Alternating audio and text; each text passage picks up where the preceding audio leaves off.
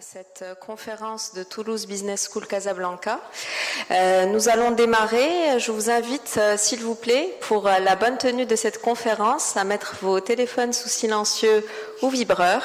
C'est la consigne classique, mais un bon rappel sert à quelque chose. Alors, je remercie Patricia Bournet et ses équipes pour la tenue donc de cette, je rappelle, cette 14e conférence table ronde de Toulouse Business School Casablanca sur une thématique forte, sur un titre qu'on a voulu provocateur, mais néanmoins intéressant, la RSE, la responsabilité sociale et environnementale des entreprises entre mythes et réalité au Maroc. Avant d'aller plus loin, j'invite Patricia Bournet pour un petit mot de bienvenue. Je rappelle que Patricia Bournet est la chargée de communication de TBS Casablanca. Bonsoir à tous, bienvenue. Je remercie bien sûr nos intervenants d'avoir accepté notre invitation. Voilà, on a choisi ce thème puisqu'il est vraiment d'actualité, on va dire. On a vu qu'il y avait tout type de public qui s'est inscrit, donc des chercheurs, des étudiants, des professionnels RH, et également des experts donc en RSE. Donc j'espère que vous allez pouvoir en savoir plus et poser toutes les questions puisqu'on a des têtes d'affiche, je dirais, nationales et internationales. Donc ça sera un très beau débat. Donc moi je voulais juste rappeler, pour ceux qui ne nous connaissent pas encore, donc Toulouse Business School Casablanca, c'est 25 ans d'existence au Maroc. Nous avons tout un tas de programmes de formation allant du bachelor au master et au MBA. Donc sachez qu'après la conférence, il y aura un petit cocktail qui nous permettra donc d'échanger ensemble et d'aller un peu plus loin, voilà, sur le sujet. Voilà, je ne vais pas en dire plus. Je vous souhaite une très belle conférence. Et puis, Myriam, je te laisse modérer ce beau débat. À tout à l'heure. Merci beaucoup Patricia. Alors, responsabilité sociale et environnementale des entreprises, pour beaucoup d'entre vous, vous êtes des passionnés du sujet, je le sais, pour certains sont des initiés, pour certains sont des curieux sur le sujet. Je rappelle que la RSE consiste à repenser de manière durable l'entreprise. Elle va repenser sa relation avec les différentes parties prenantes. Elle donne à l'entreprise une dimension humaine. Elle lui confère aussi une dimension citoyenne. La RSE, et nos intervenants vont le rappeler, touche différents aspects. L'aspect environnemental, les droits de l'homme, l'éthique, les droits sociaux et bien d'autres dimensions. Ainsi, la RSE pousse l'entreprise à l'étranger, à l'international, mais aussi au Maroc, à penser au long terme, à mieux gérer les risques potentiels, à créer de la valeur et bien sûr, elle vise à fidéliser les clients et sans doute, vous l'avez compris, par des actions réfléchies à toujours augmenter la rentabilité de l'entreprise. Au Maroc, je le rappelle, on a le plaisir d'avoir plus de 78 entreprises qui ont le label RSE de la CGEM. Et ces entreprises-là sont bien évidemment gagnantes à plusieurs titres. Ce label RSE de la CGEM leur offre plusieurs avantages que nous allons voir ensemble tout à l'heure. Nos intervenants qui ont eu la gentillesse de répondre à l'invitation de Toulouse Business School Casablanca partageront leur vision, partageront leurs bonnes pratiques, partageront leurs cas concrets autour de cette conférence débat, autour de la RSE, entre mythes et réalités, entre promesses et réalisations. Le titre est volontairement provocateur, je l'ai dit plus tôt. Il vise surtout, j'espère, ce soir, mais aussi après, à travers les retombées que cette conférence aura et à travers toutes les actions que portent les différentes organisations qui sont représentées ce soir, à sensibiliser les organisations, leurs partenaires, leurs clients, leurs fournisseurs, à leur impact, à leur rôle et à leurs responsabilités. Autour de cette table, nous avons le plaisir de recevoir pour cette 14e table ronde de TBS Casablanca, Monsieur Kamal Fahmi, directeur développement RH à l'international de Managem, groupe SNI, sous vos applaudissements s'il vous plaît. Également, nous avons avec nous Madame Majda Mansouri, Business Manager, Certification et Business Enhancement de la multinationale suisse SGS basée au Maroc. Aussi Madame Zineb Belimam, chef de projet RSE du Bureau Veritas. Merci d'être avec nous. Et enfin, bien sûr, Madame Patricia Choblet, entrepreneur sociale et initiatrice du PUR projet qui nous vient de France, sous vos applaudissements. Et last but not least, bien sûr, vous l'aurez compris, on n'aurait pas pu faire cette conférence sans la présence de la commission RSE et label de la CGEM. J'ai le plaisir d'avoir avec nous Monsieur Mohamed Semah de la commission RSE et label de la CGEM, sous vos applaudissements. Pour ma part, j'aurai le plaisir de modérer cette table ronde qui durera environ 1h30 si nos intervenants sont globalement bien disciplinés, et j'aurai le plaisir aussi d'être le timekeeper pour cet événement. Par la suite, évidemment, après leurs interventions, nous aurons et nous prendrons vos questions. Également, vous pourrez échanger en one-to-one avec nos intervenants lors du cocktail dînatoire qui sera autour de 21h, 21h30. J'invite pour commencer, et à tout seigneur, tout honneur, M. Mohamed Semah de la commission RSE de la CGEM pour une première présentation. Alors, c'est le volet stratégique, c'est le volet macro, et nous avons besoin d'un cadre. Ce cadre-là sera donné par M. Semah.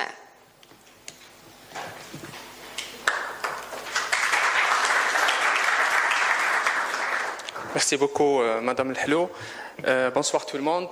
Je suis très heureux d'être aujourd'hui parmi vous à cette conférence qui porte sur un sujet crucial et d'une grande importance pour notre pays et notamment pour nos entreprises, pour les entreprises marocaines. Je félicite bien évidemment TBS de cette initiative qui démontre son intérêt et l'intérêt aussi du monde universitaire et de l'enseignement pour le sujet de la RSE. C'est un sujet qui prend de plus en plus de l'ampleur dans notre pays. Et la démarche donc, se structure au fil du temps à travers la mise en place d'un certain nombre de référentiels nationaux, mais aussi à travers l'adaptation de notre référentiel à un certain nombre de référentiels internationaux. Donc la RSE, donc, je me présente d'abord, je représente la commission RSE et label de la CGEM et je suis en charge au sein du bureau de cette commission, je suis en charge du groupe de travail Action sociétale qui a pour principale mission de promouvoir les relations entre les entreprises adhérentes et les associations dans le cadre de la démarche d'engagement sociétal des entreprises. Donc je vais vous présenter rapidement la démarche RSE telle que promue et adoptée par la commission RSE, par la CGEM de manière générale. Je vais commencer tout d'abord par situer mon intervention dans son contexte. Comme vous le connaissez, le sujet dispose de plusieurs définitions. Il y a une pluralité de définitions et d'approches qui sont parfois divergentes. Et donc, par rapport à notre commission, ou bien par rapport à la CGEM, on s'est positionné tout naturellement pour définir ce concept dans la norme ISO 26000. Donc, comme vous le savez, la norme ISO 26000 adoptée depuis novembre 2010, c'est un référentiel international qui définit la RSE comme étant la responsabilité d'une organisation, pas forcément d'une entreprise, mais aussi d'une organisation, que ce soit entreprise, institution publique, association ou autre, sa responsabilité vis-à-vis des impacts de ses activités et de ses décisions sur la société et de l'environnement. Et donc, cette responsabilité doit se matérialiser principalement par une contribution active au développement durable de son territoire, mais aussi de son pays d'implantation, une prise en compte, bien évidemment, des attentes de ces différentes parties prenantes, aussi bien internes, des salariés, des partenaires sociaux qu'externes, des consommateurs, la société civile, etc.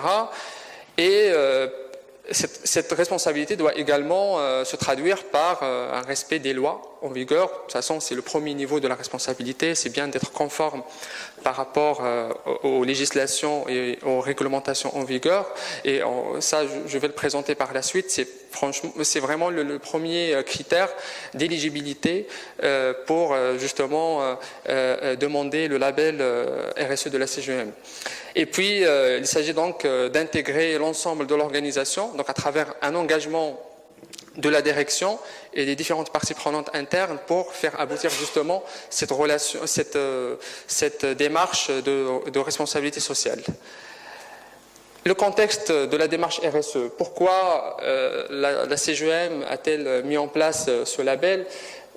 Le Maroc, comme vous le savez, s'ouvre depuis quelques années sur son contexte international, notamment dans le cadre de ses relations avec l'Union européenne. Donc nous avons un statut avancé avec l'Union européenne et donc, par conséquent, nos entreprises, elles sont confrontées à un certain nombre d'exigences et de normes avec les donneurs d'ordre internationaux. Et donc cette démarche a pour vocation justement de faciliter la prise en compte de nos entreprises nationales des préoccupations sociales et sociétales et in fine de faciliter justement leur intégration dans leur environnement international.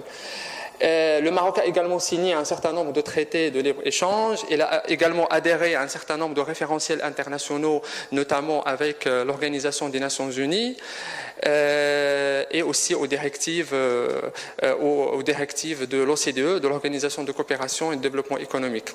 Par rapport au contexte national et social, donc on assiste bien évidemment à une extension du champ de la responsabilité de l'entreprise. Comme vous le savez, nous assistons aujourd'hui à un retrait de l'entreprise, de l'État, un retrait de l'État sur plusieurs domaines de la société, tels que l'éducation, la santé, la culture, etc. Et donc les entreprises, au même titre que d'autres acteurs, que ce soit la société civile, les médias, les collectivités locales, ils sont également invités à participer au développement économique local, mais aussi régional et national.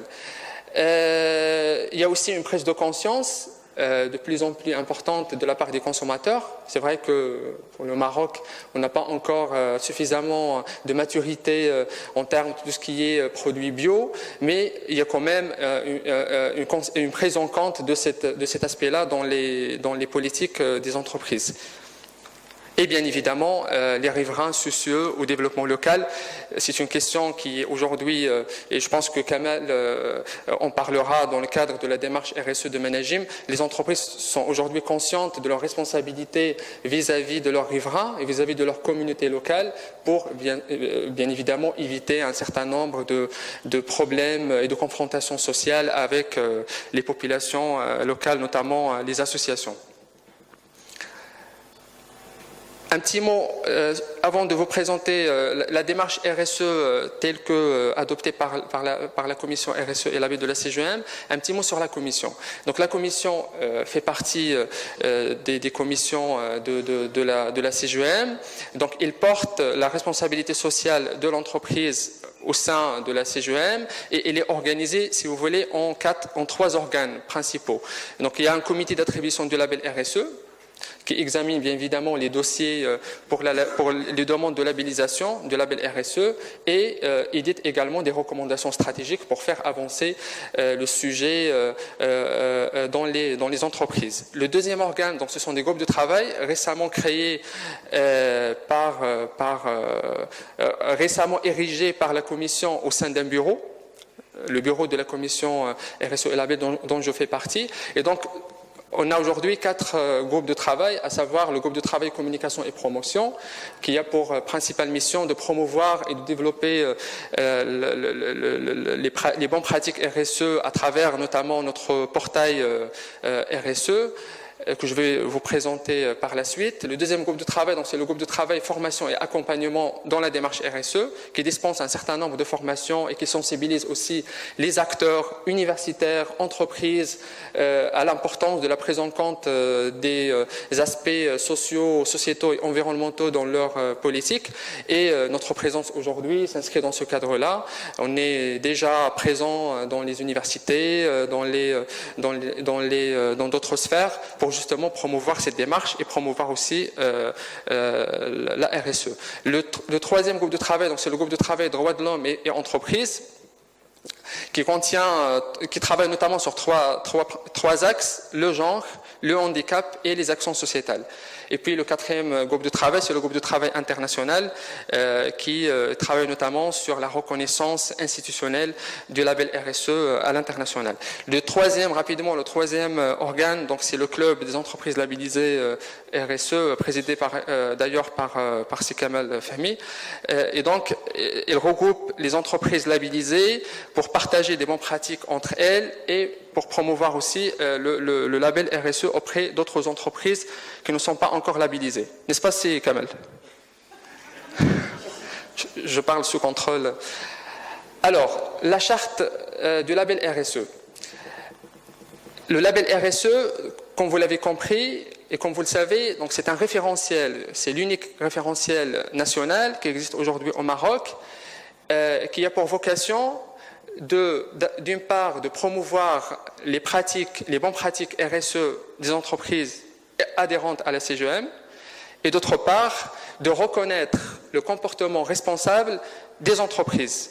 À l'issue, bien évidemment, je vais vous le présenter par la suite, à l'issue d'un processus d'audit et d'évaluation par des cabinets accrédités.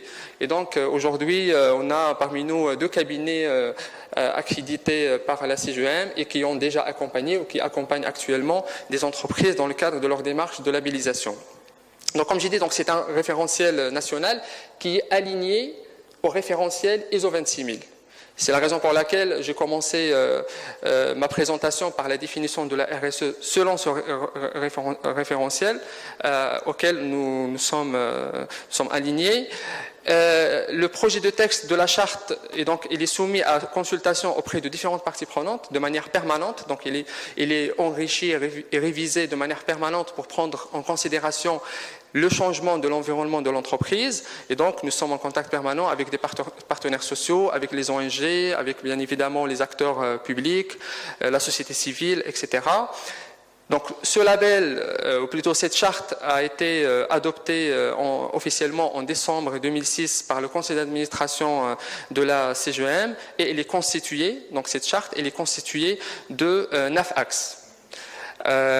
Donc par la suite, je vais vous expliquer rapidement les quelques différences par rapport à l'ISO 26000. Donc l'ISO 26000, elle contient 7 axes, alors que la charte RSE, elle contient 9 axes.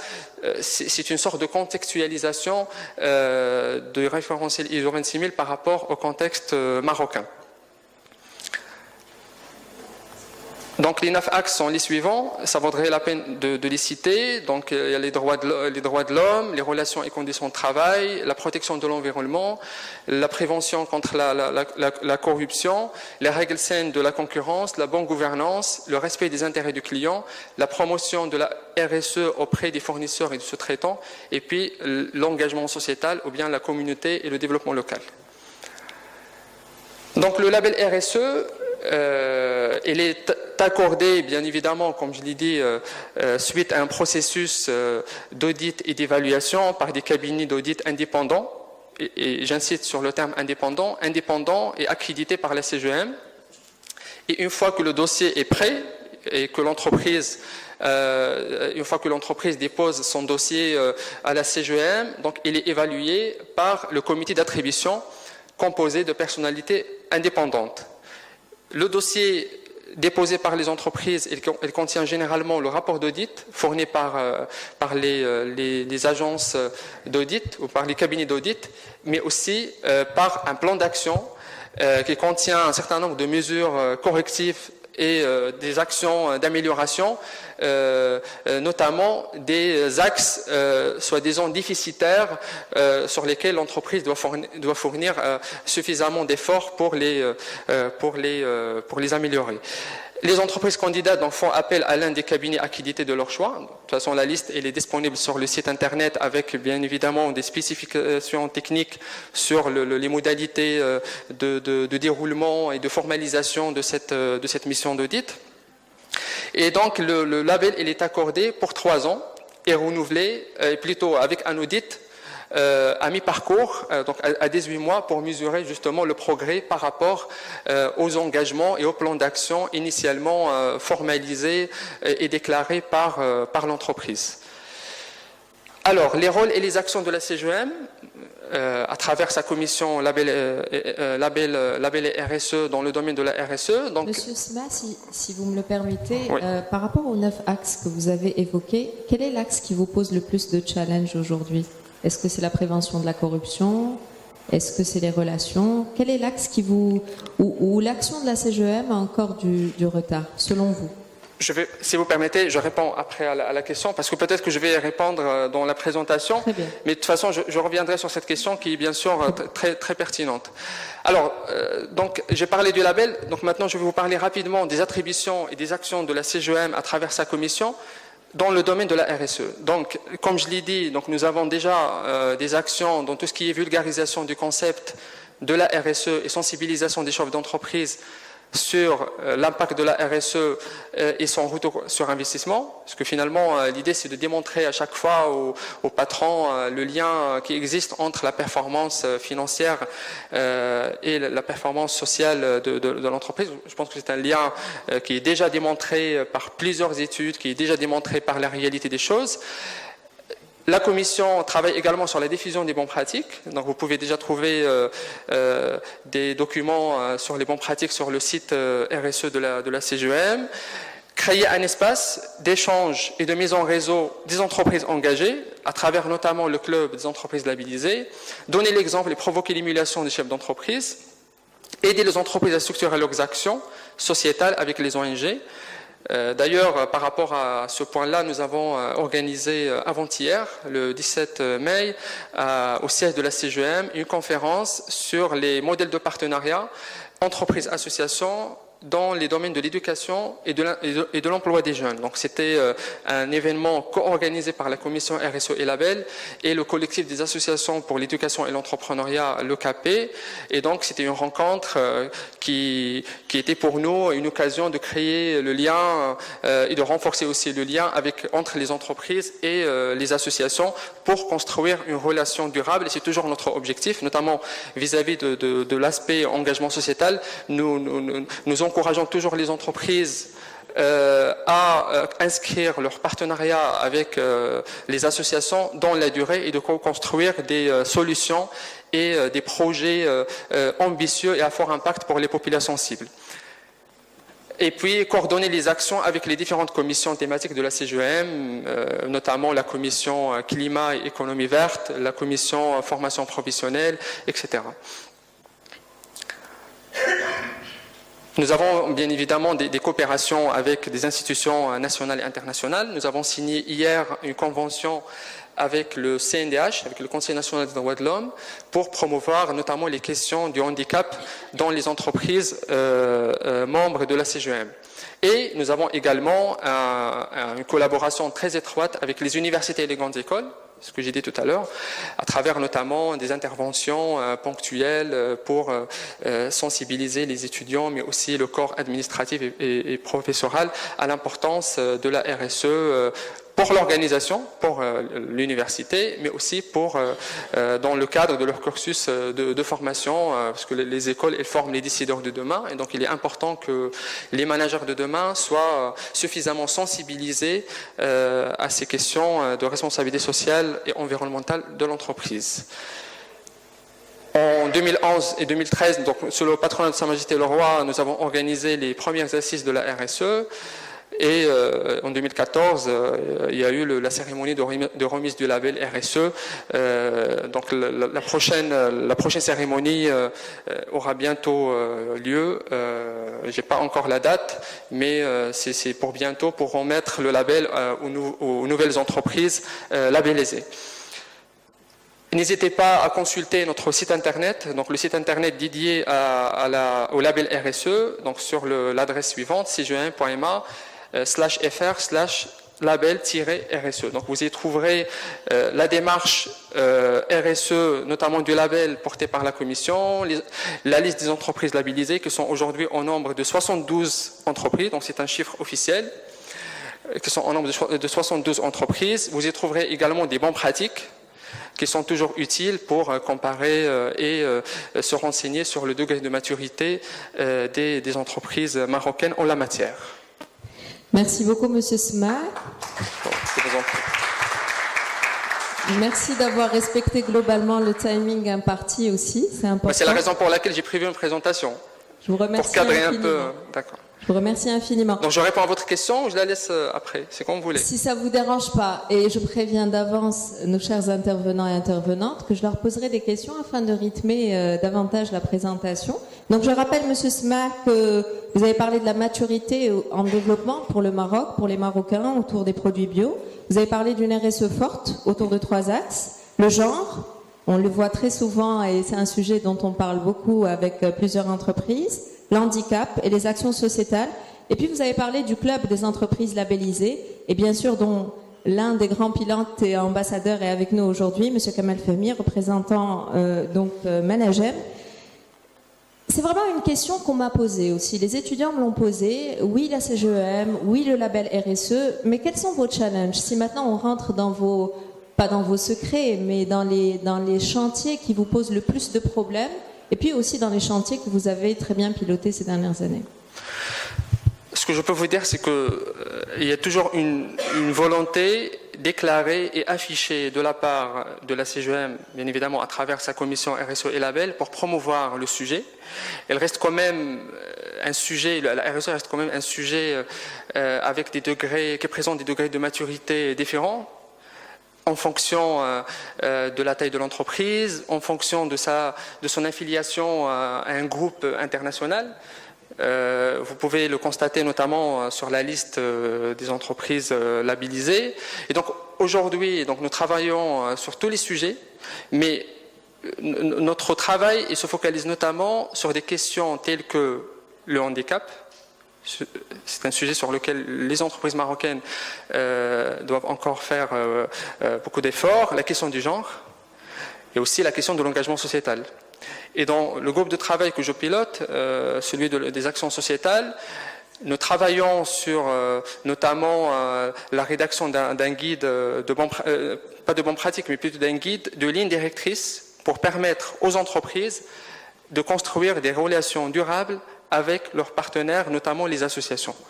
Donc, au sein de la CGEM, nous travaillons, nous avons aussi un effort, nous faisons aussi un effort d'appropriation des outils, mais aussi un effort d'aide pour faire monter les questions de RSE, faire monter en puissance les questions de RSE par les entreprises. Donc nous avons principalement ces 3 sujets-là, mais bien évidemment, il y a toujours un effort à faire par rapport aux autres sujets, notamment sur les relations sociales, la conformité sociale, et ne pose bien évidemment aucun problème, parce qu'une fois qu'une entreprise est labellisée label RSE, elle est d'office conforme à la législation, mais nous suivons de manière permanente et rigoureuse le respect des engagements des entreprises labellisées, et nous travaillons également avec d'autres entreprises qui ne sont pas encore labellisées pour mettre à niveau et rendre conforme leurs pratiques d'abord par rapport à la législation. C'est le premier niveau de leur responsabilité, donc c'est une responsabilité légale et réglementaire, et aussi par rapport aux référentiels internationaux. Puis on a bien compris qu'il ne suffit pas d'être labellisé puisque vous faites un suivi, un audit régulier. Est-ce qu'il vous est arrivé récemment de retirer le label RSE de certaines entreprises? Bien évidemment. Sans citer de nom, mais vous le faites? C'est ce que j'allais vous dire. Sans citer de nom, il y a déjà eu de cas d'entreprise où le label a été retiré pour manque de respect de leurs engagements déclarés dans le plan d'action communiqué à la CGEM. Oui. Donc nous travaillons justement de manière, comme je l'ai dit et je le répète, de manière très rigoureuse pour justement suivre les pratiques et le respect des engagements par les entreprises labellisées. Merci beaucoup, Monsieur Sma. Merci beaucoup. Sous vos applaudissements, s'il vous plaît. Merci pour ce partage. J'invite maintenant avec nous Monsieur Kamal Fehmi. Je rappelle que Monsieur Kamal Fehmi est directeur développement RH à l'international de Managem, groupe SNI. Là encore pour un partage de cas concrets, comment Managem relève les défis de la RSE au quotidien et quelles sont les réalisations clés de ce groupe, leader du secteur minier au Maroc. Bonjour tout le monde. Très ravi d'être parmi vous aujourd'hui. Je tiens à vous féliciter par rapport à cette conférence sur une thématique assez importante qui est la RSE, mythe ou réalité. J'ai le plaisir de partager avec vous l'expérience de Managem. Je ne sais pas si vous connaissez Managem. Ceux qui connaissent Managem, lèvent la main. Mais peu de monde connaissent Managem. Hein. Ceux qui connaissent Managem, expliquent aux autres qui ne connaissent pas Managem dans la pause café. Hein. Bien. Non, rapidement. Managem, c'est le premier groupe privé minier marocain donc on est dans le secteur minier. Et donc on est présent dans ce secteur depuis 1928, donc on opère sur différents gisements, donc on valorise les gisements de cuivre, de zinc, le plomb, l'argent et l'or qui fait plaisir aux femmes. Et donc, comme vous le savez, la question est fondamentale pour un groupe tel que la mine. Est-ce que la RSE, à votre avis, c'est un mythe ou une réalité pour un secteur tel que le nôtre? Est-ce que c'est un mythe ou c'est une réalité pour un secteur minier? Eh bien, je vais vous répondre. Pour nous, tout au moins, c'est notre conviction et c'est notre pratique au quotidien. Pour nous, la RSE, c'est une réalité. Pourquoi c'est une réalité? Je vais vous faire passer quelques photos. Ça, c'est une mine dans la région de Marrakech. C'est là, la photo à droite, c'est une mine dans la région de Meknès. Celle-là, c'est une mine dans la région de Sinrir, et l'autre, c'est une mine dans la région de Boisard, à la région de Ouarzazate.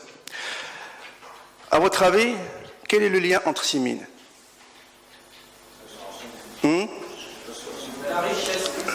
La richesse exploitée, oui. Les ressources humaines, oui.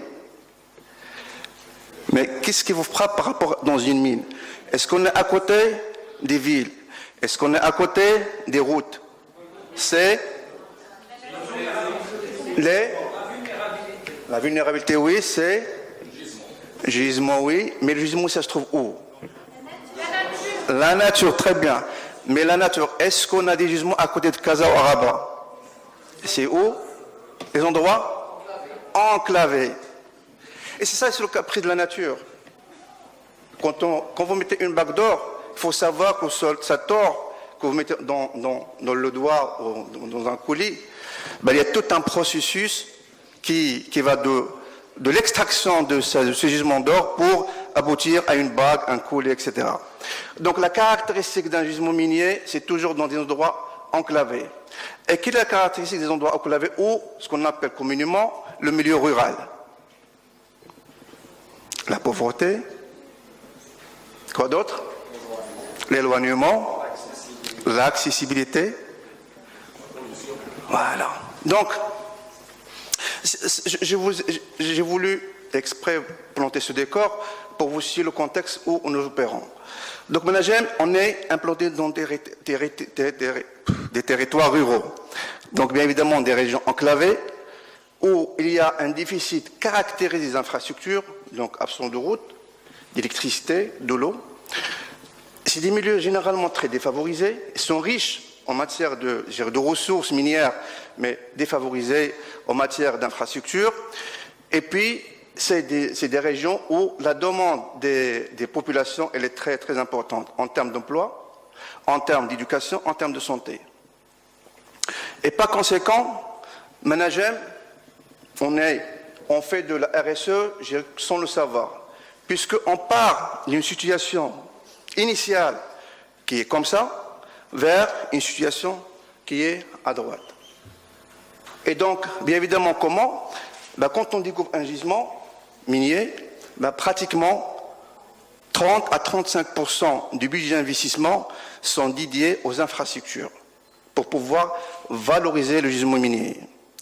Et ces infrastructures concernent bien évidemment tout ce qui est construction de routes et de pistes, l'amener de l'eau dans le site minier, l'énergie, l'électricité pour faire fonctionner les machines et les installations, les ressources humaines bien évidemment, et c'est l'un des métiers rares où on favorise la migration inverse. D'habitude les gens partent du rural vers les villes, nous on fait migrer les gens des villes vers le milieu rural.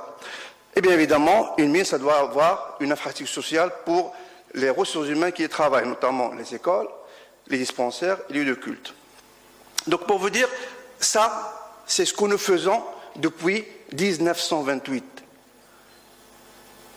Ça veut dire qu'on fait de la RSE sans le savoir. Donc on est aujourd'hui pratiquement 5000 salariés, une vingtaine de sites. On est présent au Maroc et à l'international avec la même configuration, la même stratégie. Et donc Managem, c'est une histoire, puisque tout le long au fil de notre histoire, nous avons dans chaque site minier fait adopter sa stratégie de développement socio-économique des régions où nous opérons. Et ça, c'est fondamental. Et nos engagements par rapport à la démarche RSE, assurer la durabilité de l'activité et la pérennité des emplois. Mais évidemment, malheureusement, tout gisement minier, il a une durée de vie.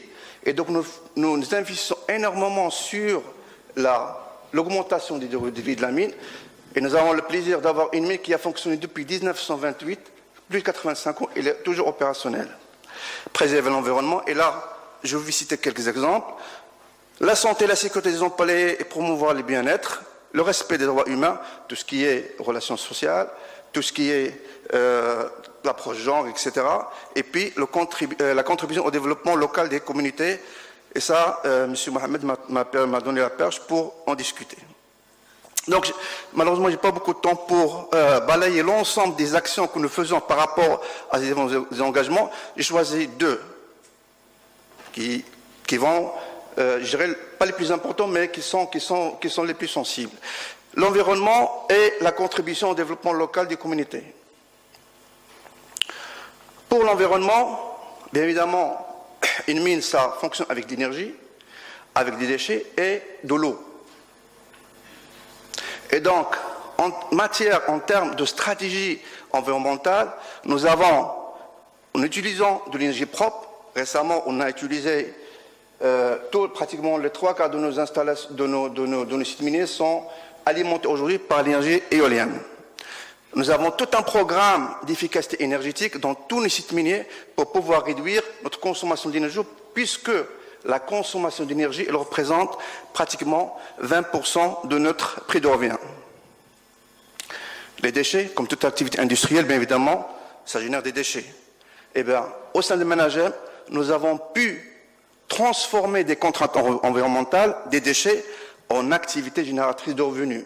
Ces déchets sont devenus des sources et on a, grâce à on a un sorte d'orchid, bien évidemment, qui a pu développer des nouveaux procédés de valorisation de ces déchets pour produire d'autres produits qui ont de la valeur ajoutée.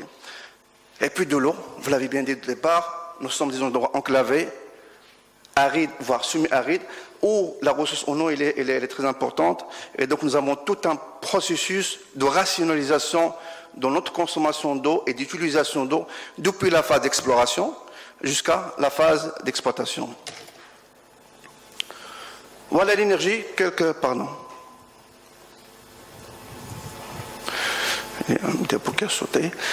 Voilà quelques applications, quelques exemples. Donc les pompes solaires dans la mine Tinrir, l'éclairage solaire dans les centres de formation, les chauffe-eau dans les douches des opérateurs.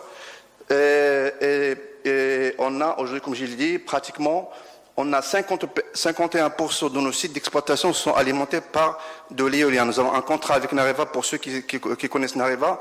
Donc c'est une société du groupe Essini qui produit de l'énergie propre à travers des éoliens. Concernant les déchets, ça c'est le cycle de traitement d'un minerai. Et comme vous voyez, donc ça c'est le cycle de traitement minerai. Et bien évidemment, avant d'arriver au produit fini, il y a des déchets. Et il y a aussi des déchets qui émanent des produits utilisés. Nous avons tous un portable, nous avons tous des téléphones. Eh bien, on se pose la question, ces portables, ces téléphones, la fin de vie, ils vont où? Il y a ce qu'on appelle la valorisation des déchets électriques et électroniques. Et nous avons un projet dont je vais vous expliquer rapidement. Là, c'est juste un exemple par rapport à un rejet d'une mine, un rejet minier de Marrakech, donc de la région de Marrakech.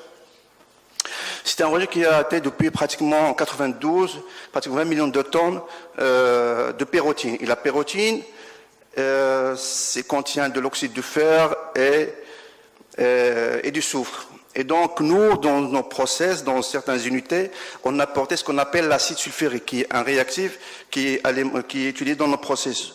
Et donc, par rapport à ce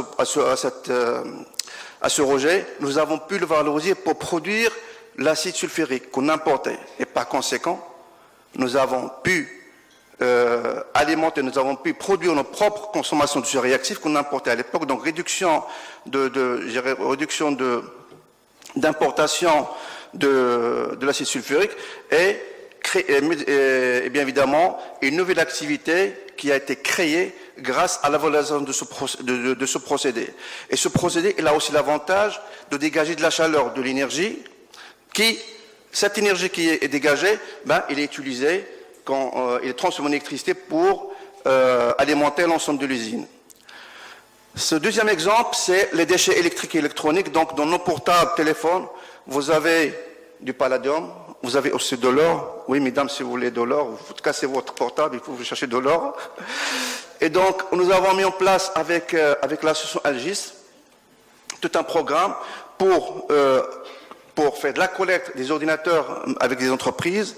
Ils ont mis en place, cette association a mis en place un atelier de démantèlement, et donc nous on récupère tout ce qui est carte électronique, étant donné que ces cartes électroniques ils contiennent de l'or, de palladium et un certain nombre de métaux que nous utilisons. Donc voilà, ça c'est un projet qui a permis d'associer une association, donc Agis, avec les départements ministériels concernés, notamment le ministère de formation professionnelle et l'entreprise qui est managée, pour construire tout un projet qui permet la formation des jeunes, mais aussi bénéficier de cette formation pour produire des cartes électroniques qui est pour nous une ressource. Par rapport au cycle de vie, je ne vais pas très en détail, voilà tout ce que nous faisons en matière de gestion et de rationalisation de notre consommation d'eau dans les différentes phases d'une exploitation minière. Le deuxième point de notre engagement, c'est la contribution au développement local des communautés. Mais évidemment, comme je l'ai dit tout à l'heure, quand une mine arrive, quand on trouve un gisement, donc il y a toute une vie qui se crée autour de la mine. Hein. Donc, avec bien évidemment tous les accessoires, il y a un écosystème qui se crée autour de la mine. Et bien évidemment, cette dynamique ne s'arrête pas au démarrage de la mine, il continue. Et pour cela, nous avons mais récemment un programme, ce que nous avons appelé Management solidaire, qui est orienté autour de 4 axes. Parce que ces 4 axes émanent bien évidemment d'un diagnostic que nous avons fait et qui répond aux besoins de la population et des acteurs communautaires. Le premier axe, c'est la réussite scolaire. Donc bien évidemment, avec le développement du préscolaire, l'alphabétisation, la formation pédagogique, etc. Le deuxième axe, c'est offrir de nouvelles chances. Offrir de nouvelles chances à qui? C'est des jeunes qui décrochent au niveau scolaire, qui se disent donc des gens de 7-18 ans, qui ne suivent plus leurs études. Donc on leur donne une autre chance avec une formation adaptée sur des techniques mécaniques, électriciens, plomberie, etc., pour qu'ils puissent s'insérer ou créer leur propre activité génératrice de revenus. Il y a aussi le troisième axe, c'est l'entrepreneuriat, et ça c'est un axe orienté bien évidemment vers la femme rurale, avec l'accompagnement des coopératives, pour qu'ils puissent se prendre en charge en termes de formation, en termes d'activité génératrice de revenus. Et puis le dernier, le bien-être des communautés, bien évidemment, à travers des caravanes médicales que nous faisons, à travers l'alimentation de certains douars, de l'eau, d'électricité, et ainsi de suite. Là, je passerai rapidement et je termine, quelques exemples par rapport à chaque axe. Donc ça, c'est le préscolaire que nous avons mis en place l'année dernière. Les colonies de vacances on fait des colonies de vacances pour nos personnes, mais depuis 3 ans, on fait également les colonies de vacances pour les enfants des riverains de la population. Donc pratiquement 2000, ils ont bénéficié de cette colonie de vacances, avec bien évidemment des partenaires nationaux tels que l'Entraide et les associations et les communes rurales. L'entrepreneuriat, ça c'est aussi un modèle que je m'attarder un petit peu parce que l'exemple il est extrêmement intéressant. Ça c'est dans la région de Tinrir où nous avons des centres multifonctions. Multifonctions pour les femmes, ça veut dire il y a de la formation, il y a des crèches et puis il y a des ateliers de formation des femmes. Les bleus de travail pour nos opérateurs, on les achetait de Kazan ou de Rabat ou des villes. Ce que nous avons fait par rapport à ce projet, nous avons formé les femmes à tisser les bleus de travail. Et donc ça leur a permis d'avoir une activité génératrice de revenus pérenne pour nos salariés, bien évidemment, parce qu'on achète chez eux les bleus de travail, mais aussi on les a formés pour faire tout ce qui est les tenues des écoles, des écoliers. Voilà, c'est quelques-uns d'entrepreneurs pour les femmes. On organise avec Association féminine des expositions. Donc l'année dernière, en 2015, on les a invités pour pratiquement 19 coopératives de tout le Maroc. On les a invités dans la plus grande exposition qui a été tenue l'année dernière pour commercialiser leurs produits, pour de networking et ainsi de suite. Et là, pour la nouvelle chance, bien évidemment, ça c'est une casbah au niveau de la région Tinril qui était délaissée. Donc on a restauré cette casbah et on a, avec le FPPT, on a fait des formations des jeunes sur la valorisation de tout ce qui est bijouterie et ainsi de suite. Ben, pour le bien-être, ça c'est quelques exemples en Afrique, puisque bien évidemment sa stratégie de développement socio-économique des régions ne s'applique pas qu'au Maroc. On est présent en Afrique, on est présent aujourd'hui dans pratiquement une dizaine de pays, dont 2 on est opérationnel, notamment au Gabon et au Soudan. Là, c'est tout ce qui est construction de routes, des pistes et des caravanes médicales que nous organisons, à l'instar de ce que nous faisons au Maroc. Bien évidemment, toutes nos démarches depuis les années 90, nous avons, et ça on l'a fait volontairement, c'est un choix volontaire à plus haut niveau de notre organisation, d'adopter une démarche selon des normes internationaux. Pratiquement tous ici, nous sommes accompagnés par des cabinets qui sont là. On a tous les filiales sont certifiées, 14001 en matière environnementale, 18001 en matière santé, sécurité au travail, 9001 en matière qualité. On a aussi labellisé l'ensemble de nos filiales, donc label RSE de la CGM. On a eu 2 trophées. Tout ça, ça nous permet, ces audits et ce regard externe des éditeurs nous permet de nous améliorer en continu. Ça nous permet également de nous challenger sur les différents indicateurs, que ce soit sur la partie gouvernance, sur la partie environnement, que ce soit la partie ressources humaines et ainsi de suite. C'est des démarches qui nous permettent d'aller au-delà de ce que nous fixons. Donc, et pour vous aujourd'hui, par rapport à cette présentation, est-ce que la RSE est un mythe ou réalité? J'ai entendu. Merci beaucoup.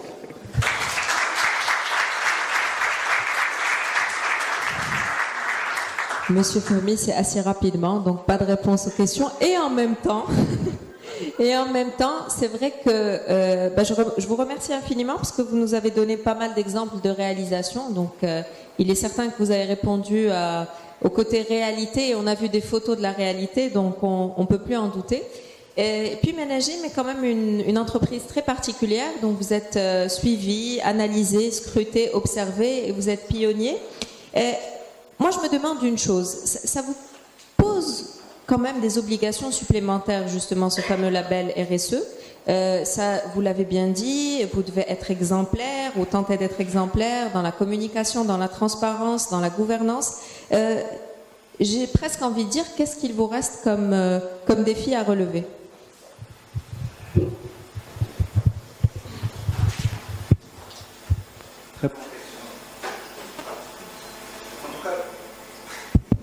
En tout cas, le défi à relever, c'est évidemment transposer ces pratiques au niveau international. Aujourd'hui, nous avons de grandes ambitions d'aller à l'international. On a fait un premier exercice qui est extrêmement intéressant. C'est dans une mine de Gabon qui a démarré en 2012. Et en 2014, nous avons fait évaluer cette mine par une agence de notation européenne, c'est l'IGO, donc qui nous a audité sur l'ensemble de nos pratiques. Et cet audit, je peux vous assurer qu'ils ont l'intérêt de cet audit, en fait, ils ont vu, y compris les parties prenantes, c'est-à-dire ils ont audité les riverains, ils ont vu, et je parle sous le contrôle d'une dame qui a fait l'exercice avant, ils ont audité les autorités, le personnel, ils ont balayé l'ensemble des processus de la RSE. Et on a été, sincèrement, on a été très, très ravis, parce qu'en l'espace de pratiquement de 12 ans de démarrage d'activité, la notation, on était très bon. Pratiquement, on a eu la même notation qu'un site minier qui a démarré sur Maroc depuis des dizaines d'années. Ça veut dire quoi? Ça veut dire tout simplement que le démarrage d'une exploitation minière en Afrique, ça démarre avec toute la stratégie environnementale, sociale, gouvernance, et ainsi de suite. Donc ça c'est le vrai challenge. On a réussi une première transposition et c'est aussi, on est en train de refaire sur le site. Je vous remercie.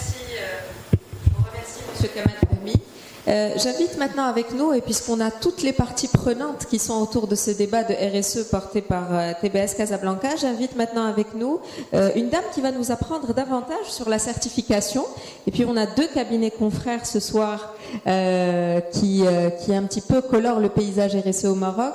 Madame Zineb Belimem, je rappelle qu'elle est chef de projet RSE au sein du bureau Veritas. Donc vous allez nous éclairer sur, sous vos applaudissements, sur le processus de certification de labellisation et certainement d'autres choses. C'est le tout premier, le PDF. Ah, le PDF. Voilà.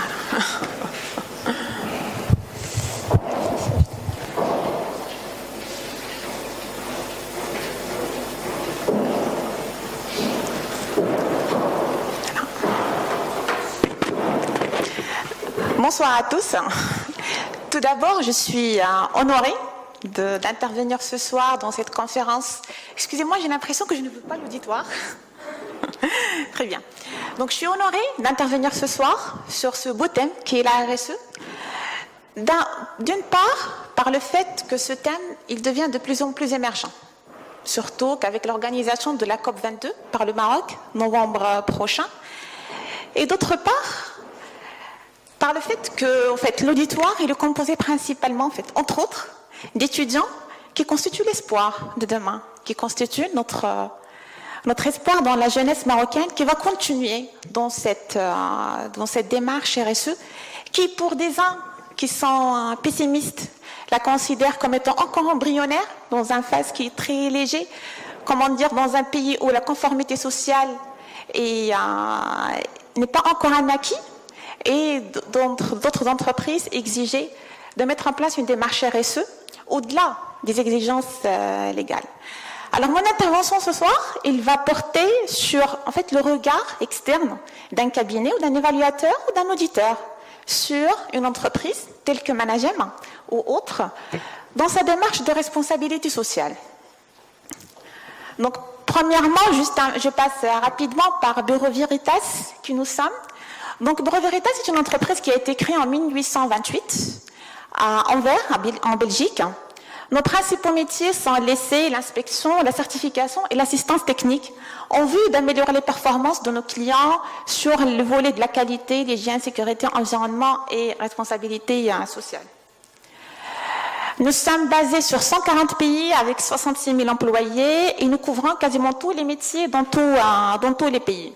Au Maroc, nous sommes présents depuis 1902, donc ça fait déjà 114 ans de présence, avec notre métier historique qui est la marine, de la classification des marines. Donc voilà, c'est Bureau Veritas. Donc on fait plusieurs métiers, y compris la certification pour tout ce qui est les normes ISO 9001, 14001, OSAS ou autres certifications selon les attentes et les besoins de nos clients.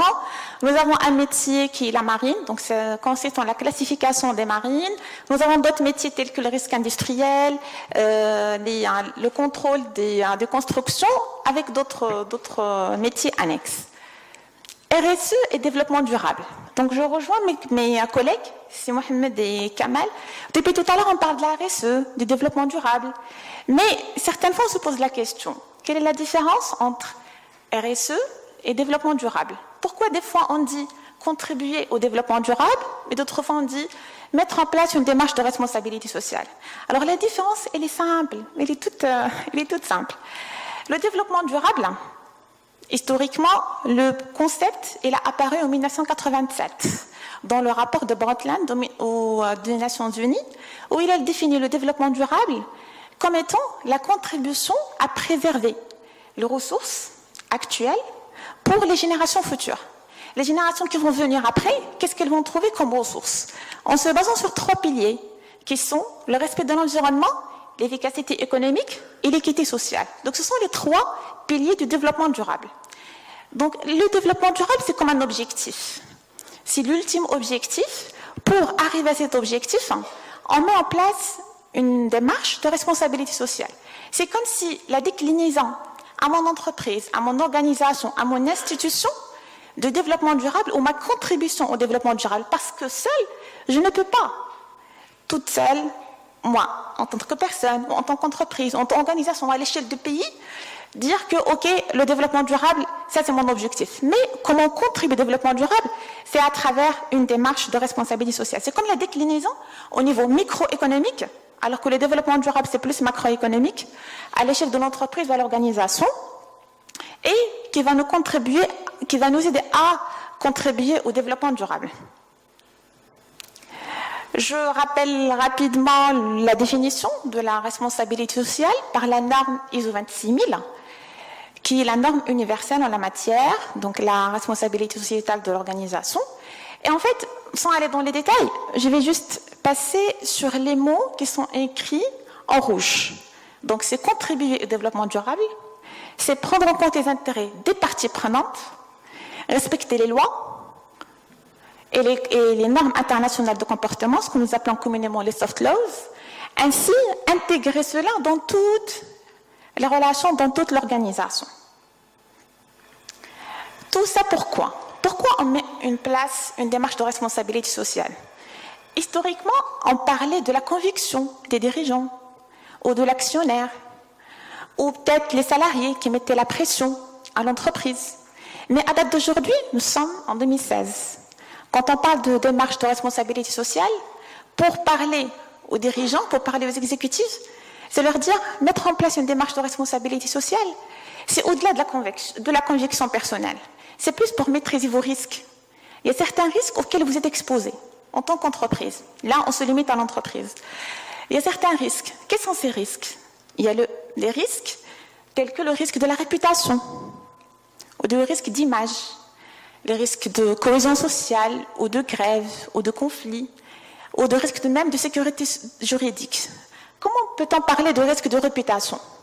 Nous tous, on se souvient du scandale de Nike pour le travail des enfants dans les baskets, même si ce sont des fournisseurs à 3e degré. Mais c'est sa réputation qui était en jeu. On se souvient tous de Shell qui faisait l'extraction du pétrole dans le Niger et qui étaient les déchets qui étaient maltraités, et que ça fait toute une campagne de boycott par les ONG. Donc pour parler aux entreprises, on leur dit que au-delà de votre conviction, il y a des risques.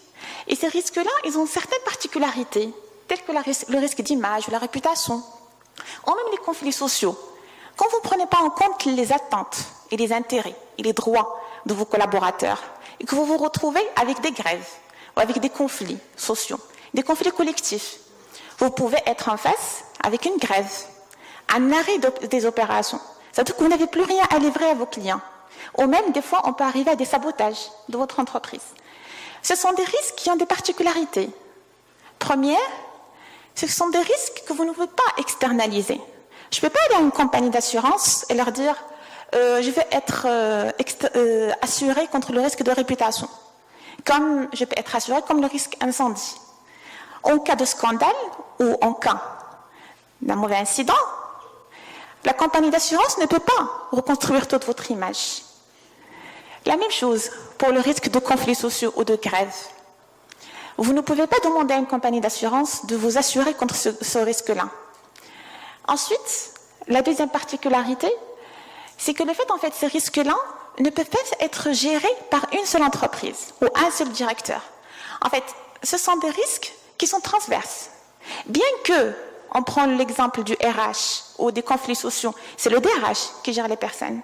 Mais si vous avez un directeur industriel ou un directeur des achats ou autre, qui, dans ses pratiques au quotidien, avec ses équipes, ne respecte pas les attentes, les droits et les intérêts de ses collaborateurs, bien que le DRH, avec toute la bonté du monde, avec toute la bonne volonté, il ne pourra pas prévenir ou éviter les risques de conflits sociaux. Donc l'idée, c'est que toutes les directions sont impliquées dans cette démarche RSE. Vous ne pouvez pas avoir une seule personne qui gère ce risque-là. Et troisième particularité, vous ne pouvez pas externaliser ces risques. Ils font partie de l'entreprise.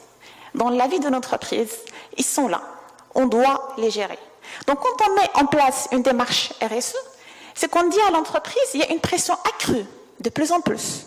Que ce soit de vos collaborateurs, que ce soit de la société civile, que ce soit des ONG, ou que ce soit aux sociétés au sens large, pour ces risques-là.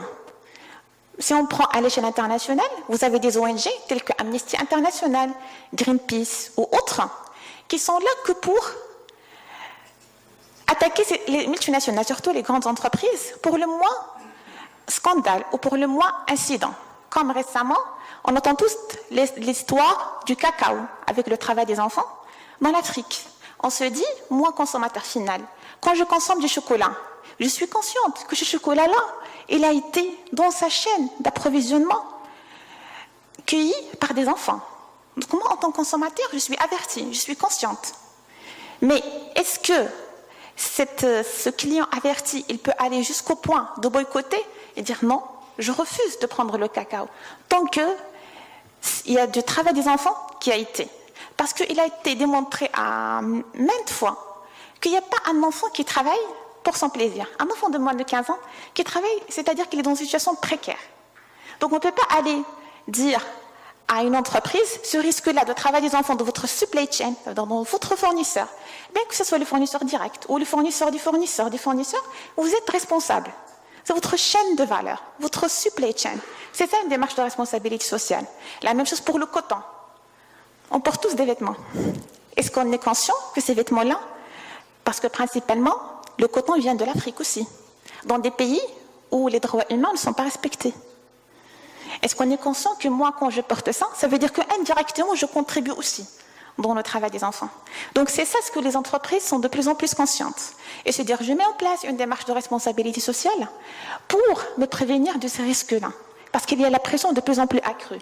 Et l'idée in fine, c'est que ces risques-là deviennent des opportunités. Là, vous allez tous, j'imagine, remarquer que si je prends la Inditex ou H&M, dans tous leurs stores, vous allez trouver nos cotons, ils viennent de sources équitables, ou viennent de sources où nous avons vérifié qu'il n'y a pas de travail des enfants. C'est plus pour rassurer les clients, parce que derrière, il y a de la pression qui est de plus en plus exigée par le consommateur final. Toute démarche RSE pour être mise en place, avant même de commencer, c'est un dialogue. C'est une identification de mes parties prenantes. Moi, entreprise, je suis au centre. Ça, c'est un exemple de parties prenantes. Ce ne sont pas toutes les parties prenantes citées. Mais vous allez voir que certaines parties prenantes ont plus de pouvoir, ont plus d'influence. Les actionnaires, ils ont de l'influence. C'est leur argent. S'ils ne sont pas satisfaits, ils vont retirer leur argent. Les banques, la même chose. Les autorités aussi. Si vous ne payez pas, il y a les amendes. Ils risquent même de vous fermer, de fermer la porte. Mais il y a d'autres parties prenantes qui n'ont pas cette influence, qui n'ont pas ce pouvoir. Ces parties prenantes, comment l'entreprise les identifie déjà. Est-ce qu'ils les connaissent? Est-ce qu'il y a un dialogue avec eux? Comme a dit Kamal dans son intervention sur Managem, quand il a abordé la partie communauté locale. Effectivement, Managem, quand elle s'implante dans une région, elle crée de la valeur. Elle, effectivement, contribue à ce qu'il n'y aura pas de l'immigration ou l'exode rural. Mais ces riverains-là, ils ont des attentes envers ces entreprises. Ils se disent, oui, Managem est venu prendre notre or. Parce qu'ils se disent, c'est nous les habitants de la région. Bien qu'ils n'ont pas les moyens d'extraire l'or ou d'extraire l'argent. Ou même, ça peut être juste un minerai qui n'est pas cher, ou qui n'est pas un métal qui est précieux. Mais dans leur tête, ils se disent, c'est notre ressource. Nous, ce sont les habitants. Cette entreprise, qu'est-ce qu'elle fait pour nous? Donc c'est normal qu'il y ait des attentes. Managem, ils ont donné l'exemple, déjà qu'il y a un dialogue avec ces parties prenantes. Déjà, ils reconnaissent leurs existences. Ils reconnaissent le fait que quand ils ont des attentes, c'est légitime d'avoir des attentes. Ça ne veut pas dire que l'entreprise est tenue de satisfaire toutes les attentes. Il y a un minimum. Et ainsi de suite, on construit. Non, Voilà. Mais l'idée, c'est de dire, est-ce que j'identifie ces parties prenantes? Est-ce qu'il y a un dialogue? Et comment je peux contribuer aux attentes des parties prenantes? Parce qu'en fait, certaines entreprises, moi ça fait 7 ans, enfin bientôt 8 ans, que j'ai fait les audits RSE. Et certaines entreprises, en fait, ils dépensent, ils mettent de l'argent. Ils sont sollicités par des associations, ils leur donnent de l'argent, ils sont ouverts. Mais ils ne cherchent pas derrière, est-ce qu'effectivement, les actions qui sont demandées par ces associations répondent aux attentes des riverains. Est-ce que moi, habitant, je prends l'exemple de Tienrer, ou je prends l'exemple de la mine de Saïmine à Meknes ou autre, est-ce que moi, entreprise, je suis consciente que ces habitants-là, ils ont besoin d'une caravane médicale, ou ils ont besoin d'une rénovation d'une école, ou ils ont besoin d'eau, ou est-ce qu'ils ont besoin d'une route? Est-ce qu'ils ont besoin d'un forage de puits? De quoi ils ont besoin? Pour que mes actions aillent de la valeur ajoutée, pour que ça réponde à leurs attentes. Je passe à notre métier, qui est l'évaluation RSE. En fait, l'évaluation RSE, c'est un audit classique. Vous connaissez les audits financiers, RH, etc. Rapidement, ça c'est le référentiel qui est déjà passé par SMA. L'évaluation de l'audit ou l'évaluation de l'entreprise ou un audit classique, il vise principalement à évaluer la conformité de l'entreprise par rapport à ce qui est cité dans le référentiel. Tout à l'heure, Mohamed Sma a cité l'approche genre ou le handicap. Qu'est-ce que fait l'entreprise pour le handicap? Est-ce qu'il y a un minimum d'accessibilité dans ses locaux? Est-ce qu'il y a des postes qui sont adaptés, etc. L'idée, c'est que qu'est-ce que fait l'entreprise par rapport à toutes ces exigences de la norme ou du référentiel pour identifier les plans d'action ou les mesures correctives à mettre en place et définir un plan d'action sur le long terme. Puisque je n'ai pas le temps, je passe rapidement. Je donne rapidement un exemple d'audit RSE, parce qu'on nous pose la question comment vous faites l'audit. Il y a plusieurs thèmes, il y a plusieurs sujets qui sont couverts. Je prends un sujet au hasard. C'est la santé et sécurité au travail. Quand on vient en audit, on pose la question. Premièrement, est-ce que vous avez une politique pour la santé et sécurité au travail? Quelle est votre stratégie? Qu'est-ce que vous visez à travers la santé? Est-ce que l'entreprise se dit, moi, je veille à ce que mes collaborateurs, ou les activités, ou les lieux où ils travaillent, préservent leur santé, ou leur intégrité? En termes de politique, en termes d'engagement, ensuite, est-ce que cet engagement il est visible? Ça veut dire il est écrit quelque part. Et est-ce qu'il y a une personne responsable de cet engagement? Est-ce qu'il y a un responsable santé-sécurité à qui il est dédié ce sujet? Ensuite, on passe au déploiement. Concrètement, cet engagement, quand vous le passez, est-ce qu'il y a des actions? Est-ce qu'il y a une analyse des risques? Est-ce qu'il y a du reporting? Est-ce qu'il y a des indicateurs? Et le dernier point, c'est l'efficacité des résultats. Ça veut dire, quand on prend les indicateurs de santé et sécurité au travail, les accidents par exemple, est-ce qu'il y a une baisse des accidents? Ou est-ce qu'il y a une baisse des soins? Pour voir qu'effectivement, est-ce que tout le système se boucle à la fin. Et pour conclure, je dirais quelques clés de réussite. Ce n'est pas exhaustif. Pour réussir une démarche RSE dans une entreprise, s'il n'y a pas le portage de la direction, ça ne va pas réussir. S'il n'y a pas l'engagement, la conviction de la direction, ce n'est pas évident de réussir cette démarche. Deuxièmement, il faut, au-delà de l'engagement, une personne, parmi ses missions, s'occupe de la coordination de ce sujet et de la gestion et du suivi de ces actions. Après, il faut vivre ce dispositif, se mettre dans une boucle d'amélioration continue. À chaque fois, le PDCA, que vous connaissez toutes, je planifie, je mets en place, je contrôle et par la suite, je mets en place les actions correctives et je replanifie, etc. Après, favoriser l'appropriation des objectifs par les collaborateurs. Sachez que le plus grand défi des entreprises en matière de responsabilité sociale, ce n'est pas d'investir le budget. Mais le plus grand défi, c'est faire fédérer les gens.